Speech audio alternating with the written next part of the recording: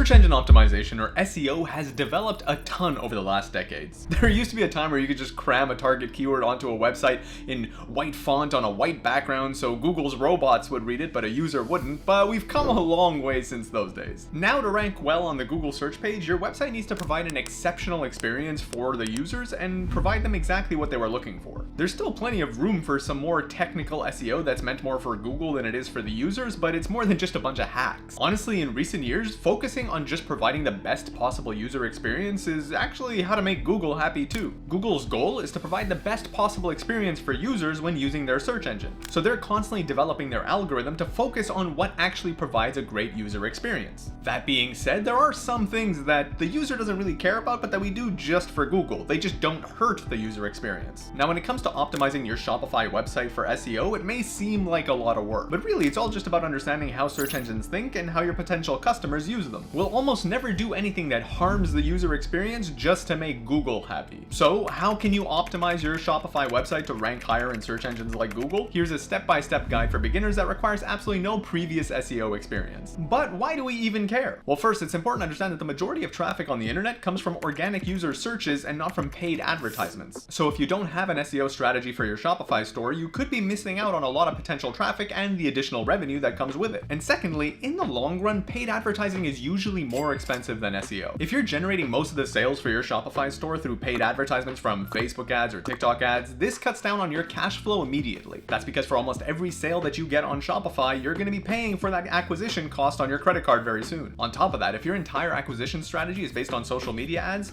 if you stop advertising or your ad account gets banned, your sales can drop really hard. So putting work into increasing organic traffic to your Shopify website through an effective SEO strategy may cost time and effort. And realistically, you won't see results right away. But for many Shopify stores, in the long run, it's a very sustainable strategy for acquiring customers long term. But the thing is, SEO isn't something you can just lightly dabble in. If you're gonna put in the work, you have to make sure that your strategy is actually effective and work towards actually getting the results. The results don't come gradually in a straight line. It's more like a hockey stick. Why? Well, according to a recent study of over 4 million Google searches, only 0.62% of people actually go to the second page of Google. And an estimated 60% of organic traffic goes to the top 3 results on page 1. So ranking near the top of page 1 matters disproportionately for your Shopify store, and there's not really much value if you're only going to try to get to page 2. But almost any Shopify site with a persistent and effective SEO strategy can rank near the top of Google search. It's just a matter of putting in the time and effort and having a proper strategy. So SEO, or search engine optimization, is simply all the steps you take to convince Google that your Shopify site is the most relevant option to be shown to a potential customer when they search for a topic that you specialize in. Now, having said all that, how do we actually implement SEO for your Shopify store? Well, it all begins with keyword research. Keyword research is the foundation of your SEO strategy. Keywords are basically the things that people type into the Google search box. So keyword research is how you determine what keywords you want your website to rank for. For example, if you sell sneakers, you might want to rank for the keyword sneakers, but realistically, that'd be nearly impossible. Through keyword research, you might realize it's better to target a keyword like high top waterproof sneakers. That keyword might better match what you're actually selling, so your relevance will be higher, and it might be a less competitive keyword, which means you can actually rank for it more quickly, at least until you're big enough to go after the keyword sneakers itself. Now, keyword research is a huge topic with a ton of depth. For example, there's a whole lot you can learn just about search intent for different groups of keywords, meaning when a person searches for a keyword like best running shoe material for marathons, that's more of an informational intent. That's because they're trying to learn about the types of shoes that could meet their needs. So what they likely want to see in the search results is an article that will be explaining the different types of materials. On the other hand, a search like buy Nike running shoes has transactional intent. That person probably doesn't want to see an article about the different types of shoes. That person is most likely just looking to make a purchase. So the search results should be for websites where they can buy Nike shoes rather than seeing an article comparing Nike shoes to Under Armour shoes. Your SEO strategy can vary a lot depending on keyword intent, especially if you're going to be creating content around keywords with informational intent. But for the purpose of this video, we're going to keep it relatively simple and focus only on keywords with transactional intent. So as you're doing your keyword research, you can think of your keywords falling very broadly into 2 buckets for SEO. You have short tail keywords and long tail keywords. Short tail keywords are more general and usually about 2 to 3 words in length. For example, buy basketball shoes. Short tail keywords will usually have a lot of people searching them, but they're usually very competitive as well, which makes it hard to rank for. for. Long tail keywords, on the other hand, are 4 words or more in length, and they tend to be a lot more specific. For example, buy white retro basketball shoes. Long tail keywords usually have fewer people searching them, but they tend to be less competitive as well. And because they tend to be so specific, if you actually sell exactly what the person searched for, they're much more likely to convert and make a purchase. So selecting the right keywords is crucial for your SEO strategy. If you choose a keyword that's too competitive, you might waste tons of time and money and take forever to rank. And if you choose a keyword that doesn't closely match your product or what the user is searching for, then even if you do rank, you're not going to get much value out of that traffic. So now that we understand how keywords work, let's take a look at how to actually do effective keyword research for your Shopify store. Again, this topic could easily have several lengthy videos of its own, but this will be a quick guide on an effective keyword research methodology just to get you started. The first step is usually to get a keyword research tool. Now, there are a lot of extremely powerful SEO tools out there like SEMrush or Ahrefs, but they tend to be a little bit expensive. So you also have the option of using some of the less elaborate but free keyword research tools out there like Ubersuggest. You could also sign up for a free trial of one of the paid tools, or actually sign up for 1 month and then just cancel. After all, you can actually get a pretty good base for your keyword research from just a few hours of work. Now, regardless of which keyword research tool you choose, every one of them will provide you with 2 crucial data points for every keyword: search volume and level of competition. And what you're usually looking for is the sweet spot between these two. Search volume gives you an idea of approximately how many people are searching for a particular keyword each month. Generally speaking, the more the better. However, keep intent in mind. It might be better to target a lower search volume keyword if the intent is transactional versus informational, because a person with transactional intent is more likely to make a purchase. So even with less search volume, you can get more sales. Level of competition gives a rough idea of how hard it'll be to rank for that particular keyword. How does it determine the level of competition? This is a pretty big oversimplification, but broadly speaking, different domains have different levels of SEO strength. Each tool gives this a different name. So broadly speaking,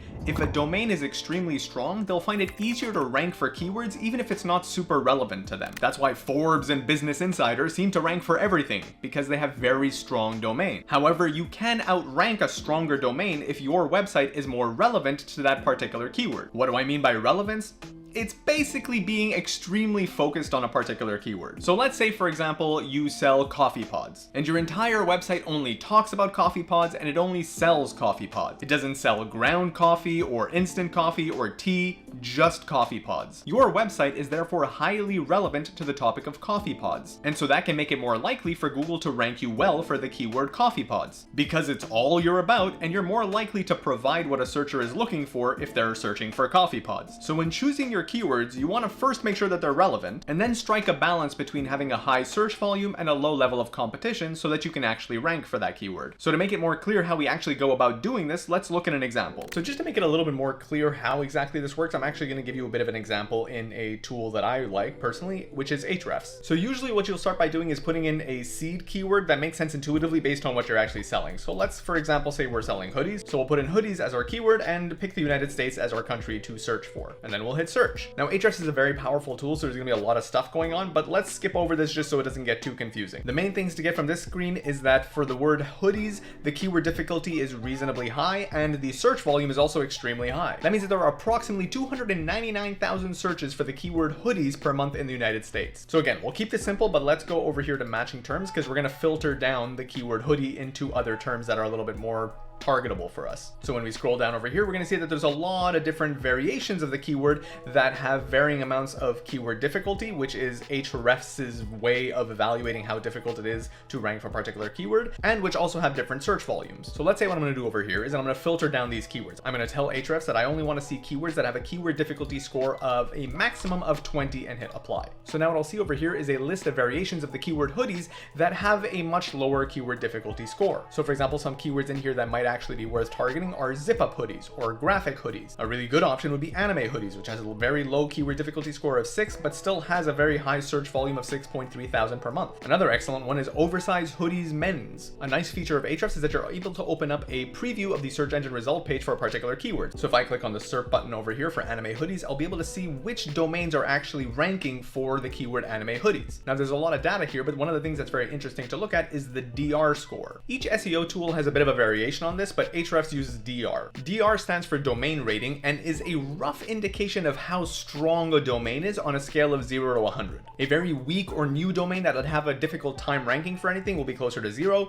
and a very strong domain will be closer to 100. Now over here we can see that there are some pretty strong domains like Hot Topic and Amazon, which is obviously one of the strongest, that have DR scores of 76 and 96, and they're ranking near the top of this particular search. But keep in mind that relevance is very important. So Amazon is able to rank for almost anything because of the fact that they have an incredibly strong domain. However, they don't have very high relevance other than the fact that they are a transactional website. So interestingly, you'll have some domains that are ranking here on the first page of search that have much lower DR scores, but because of their high relevance, they're still able to compete. So over here at the bottom in position 9 and 10, you'll have Atsuko and Anime Ape. They have scores of 37 and 35, but they're still able to rank on page 1. And a very interesting one is the one ranking in position number 4, which is AnimeLife.us, which only has a DR score of 8. So if you sold anime hoodies, this would be a fantastic keyword to target because of the fact that it's not that competitive, and even very new or weak domains are able to rank in the top 10. And if you don't sell anime hoodies but sell other hoodies, this might be a reason for you to start a collection specifically targeting anime hoodies. Now another trick that you can use using a tool like Ahrefs is to actually find some ideas for keywords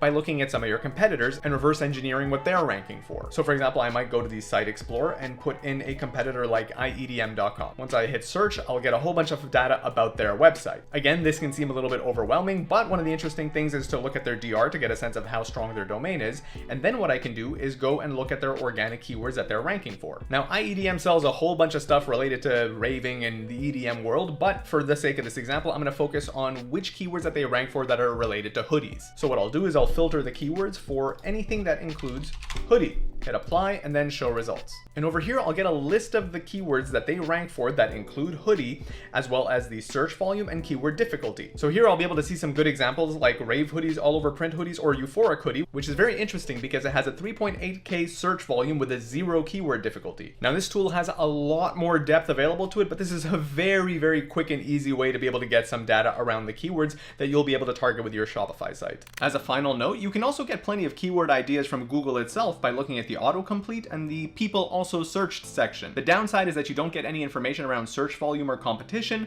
but it can be good for brainstorming ideas. So once you've made a list of your target keywords, their level of competition, and search volume, you'll want to map them out to the various pages on your site. If you want to maximize the number of keywords that you're ranking for, and therefore the amount of search traffic that you can acquire, try to target a different keyword with each page of your site. For example, if you try to target the keyword hoodies with every single page on your site, you're not going to get 4 pages ranking on the first page of Google. Usually only 1 page has a chance of ranking for each keyword. So don't have your pages competing for the same keyword. Each page a different long tail variation to target. You might have a collection page that targets zip-up hoodies, and one of the product pages might target neon zip-up hoodie. Now for the most part, we've been talking about matching your product and collection pages to transactional keywords. While we won't get into it much here, there's also an opportunity to build an entire content strategy around informational keywords. You can build blogs and informational pages on your website specifically to rank for those. So say you sell organic chocolates, you can also create content around informational searches like, is organic chocolate healthier? Usually a much smaller percentage of this traffic will make a purchase compared to users with transactional intent who are searching something like buy organic chocolate, but it can still be valuable for building brand awareness and also increasing your relevance for the topic of organic chocolate. So once you've done your keyword research and you've decided what you want the various pages of your website to rank for, now you'll have to apply SEO practices to actually get those pages to rank for those keywords. A super simplified way of thinking of SEO is this. The goal is to convince Google of 2 things. Make it super clear what keyword a page should rank for, and then convince Google that your page is the best result to show when a user searches for that keyword. To achieve these goals, we apply various SEO practices. Broadly, we can break those up into 3 subcategories. You have technical SEO, on-page SEO, and off-page SEO. So let's start with technical SEO. Technical SEO is all about making sure that the user has an exceptional experience on your website. Google's robots will crawl your website to evaluate that user experience. And if they feel like that user experience is poor, they'll lower you in the search ranking. Conversely, if you address a lot of these technical issues, you can get a quick bump in your search rankings. Now, technical SEO is an incredibly in-depth topic, so here we're just going to cover some of the main things that you can do that are reasonably easy to apply. Number 1 is your page speed. A slow loading page is generally a negative user experience, so that'll hurt your search ranking. One of the biggest things that you can do to address this is optimizing your images. The images on a page are often the things that slow down the page load time the most, and you can compress the images to substantially reduce the file size while barely sacrificing any quality. So optimizing these images can usually be a quick win. You'll also want to limit the amount of apps and plugins that you have on your Shopify site. A lot of these can come with some heavy code that needs to be loaded each time, so you want to make sure that they're worth it. Another thing to keep in mind is that a lot of times when you install a Shopify app, it'll inject some code into your theme file. The issue is that in a lot of cases when you delete the app, that code is not removed. So this can over time lead to code bloat, where there's all this extra code that's being loaded every time, which is not actually adding any value. Usually you'll need a developer to help clean that up. Number 2 is having a mobile first design. You want to optimize the page load time, but also the user experience for mobile. Yes, you probably use and design your website on a computer, but the majority of users are going to be from mobile devices, so you want to optimize the experience for mobile first. Number 3 is that you want to limit duplicate content. It's common for certain content to appear over and over, especially on your product pages, but try to limit how much this happens because it can sometimes confuse Google and they'll limit the visibility of one page thinking it's basically a duplicate of another page. Related to this is that you want to remove any low value pages that don't really matter to any users on your website. Number 4 is that you want to create a logical internal linking strategy. You want to make sure that the website links together in a way that makes it very easy for a user to navigate and gives them a good browsing experience. That means that there also shouldn't be any orphan pages or pages that aren't linked to by any part of your website. Either link to those pages or remove them entirely. Be sure to also use relevant anchor text when linking between pages. Anchor text is that highlighted text that a person clicks on to go from one page to the next. Ideally, this anchor text should match the keyword that the page is linking to is targeting. This is good for the user experience and also reinforces to the search engine what that page is about. And number 5 is to connect your website to Google Search Console. Even though this may sound technical, it's probably the easiest step on the list. By connecting your website to Google Search Console, you'll make it much easier for Google to crawl and index your website. Google will also highlight any technical errors that it's perceiving on your website, which could be hurting your search rankings, and then you can go and correct those. You'll be able to see some very interesting data from Google about what keywords your pages are ranking for and how much organic traffic you're getting from those keywords. Now, there's a lot more we could talk about in technical SEO that's either too technically advanced for this video or it's stuff that Shopify automatically takes care of to SEO optimize your website. So for now, let's just move on to on-page SEO. While technical SEO is more about giving a user a great browsing experience, on-page SEO is a bit more focused on reinforcing to Google what keyword a page should rank for. Search engines look at certain on-page factors to determine what keywords are relevant for each page. There's a long list of these factors, but here we'll run through some of the major ones and quickly explain each one. Number 1 is quality content. This just means that each page should provide value to the user. Google's gotten much better over time at guessing whether a user would find a page valuable or not. So in general, just focus on creating content that's interesting, to the point, accurate, well written, and covers the topic thoroughly. Number 2 is your page title. This is that title that appears in the Google search results and is also at the top of the tab of your browser. You want to make sure that the page title includes your target keyword, but is also well written so that it's interesting enough for a person to click on when they see it on the Google search page. You also want to keep the length to approximately 55 to 60 characters so that the entire title appears on the Google search page and it's not truncated. Number 3 are your headers. Each page on your site is probably going to have a bunch of headers on them. So you'll want your keyword or some variations of it to appear within those headers. Usually you want the exact keyword to appear in the main header, or H1 tag as it's called in the code. Number 4 is keyword variations. It can be awkward for the exact keyword to appear over and over on a page. That's especially the case if you're targeting a long tail keyword. Having retro neon green zip up hoodie appear over and over can seem a little bit weird, so using keyword variations can make it seem a little bit more natural. Number 5 is the body content. Similar to above, you want to make sure that your keywords are sprinkled throughout, but don't force it and make it seem natural by using keyword variations. Number 6 is the meta description. This is that tiny paragraph of text that appears beneath each result on the Google search page. Generally, you want to make sure that it's well written so that it's interesting enough for a person to click on that result. But you'll also want to try to include your keyword because Google sometimes highlights the keywords if it appears in the meta description. This can really help your click-through rate if a person searches something and then they see those words highlighted in your search result. Number 7 is the image alt text. Whenever you upload images to a page, in the back end you're able to add some text to explain what that image is. Adding your keyword here not only reinforces the topic for the page, but it can also help that image rank in Google image search for that keyword. And number 8 is your URL slug. This is the portion of the URL that appears after the last backslash that is specific to this page. Generally, you want to keep this short and try to include your keyword. You also want to try to keep the slugs vague enough to make them reusable. For example, if you created a piece of content called the best running shoes for 2022,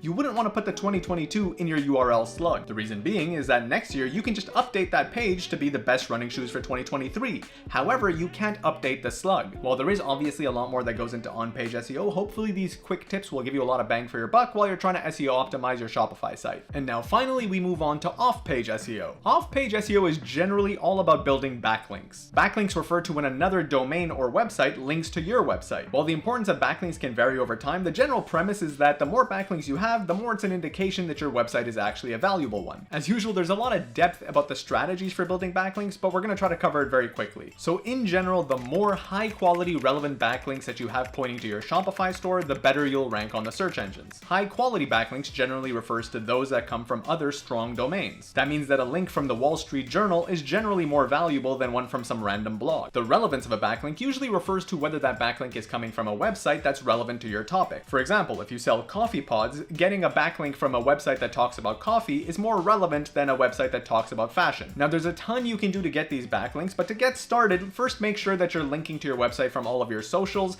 as well as from business directories. Also, try to develop relationships with journalists and bloggers so that they can write about you and your business and link to your website as well. You can also offer to write guest posts for other websites. This usually provides a link back to your website as part of the author's bio. You can also go and try to be a guest on podcasts, which will help your personal brand, help increase awareness for your business, and usually gets you a link as well. There's plenty more that you can do, but this topic is quite a deep one, so we'll leave it at that. Working on SEO for your Shopify store can seem overwhelming at the beginning, but with the right strategy, it can be a really great investment. Appearing at the top of Google search not only provides you a lot of valuable traffic long term, but it can provide quite a bit of clout in the eyes of a user that your website is a trustworthy one. On top of that, once you've reached the top of Google search, it becomes a lot harder to get dethroned by a competitor. It's a bit of a snowball effect because once you're at the top, it becomes easier and easier to get more backlinks, which just solidifies your position. So thank you for watching this beginner's guide on SEO for Shopify. If you like what you see, feel free to clickety-click the like, share, and subscribe, but for now, take care.